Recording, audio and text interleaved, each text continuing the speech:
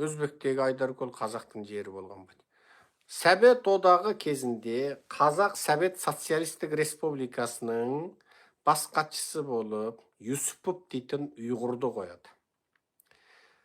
Сол Юсупов ұйғыр қазақ жерін Шымкент жақтағы біраз жерді өзбекке қиып бере салды. Оның бәрі тарихта айтылған жер. Бейне Қырымды Хрущев Украинаға бере салған сияқты, әлгі Юсупов ұйғыр қазақтың біраз жерін бере салды. Юсупов 1 жыл ма, 2 жыл ма сондай бас хатшы болып тұрды да, артынан қызметінен кетірілді. Орнына Татар Құнайып деген кісі келді. Құнайыптың қатыны ұйғыр болды. Сол кезде Юсупов кітап жазады. Мынау Алматының шетіндегі Татарка дейтін жерде жасаған Құнайып. Бүкіл мектепте куәлігі, бүкіл архивінде татар деп жазылған Құнайып.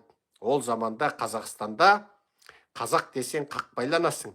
Қазақ емес кез келген қалмақсың ба, сығансың ба, чукчасың ба, біреу болсаң, сен қатты қолдау табасың. Қазақ болсаң қудаланасың. Сөйтіп, қазақ болмай жүрген Құнайып бірақ күнде Москвадан оны Қазақ СССР-ның бас хатшысы қылатын кезде бірақ күнде бүкіл архивін қазақ қылып, руына дейін пәлен ру болып сіңіп алған. Бұған таңырқамай-ақ қойыңыздар. Мысалы, мынау Қарасарт Кәрім Мәсімовті Найман қып қойды ғой. Енді ойлаңдаршы. Неге Найман қып қойды? Ойлаңыздаршы. Неге Найман қып қойды? Найман көп қой. Қазақта ең көп рудың біреусі Арғын, біреуі Найман сол мысалы. Оның үстіне Найман Қызылордада бар, Балталы, Бағаналы, Шымкентте бар, Ташкентте бар, Алматы облысында бар, Шығыста бар, орталық Қазақстан, Қарағандыда бар. Найман жоқ жер жоқ қой, Үрімшіде бар енді, былай қарасақ енді.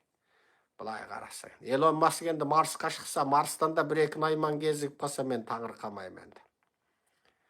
Баяғыда Қашқарды жаулап тұрды Наймандар, мысалы, білесіздер енді.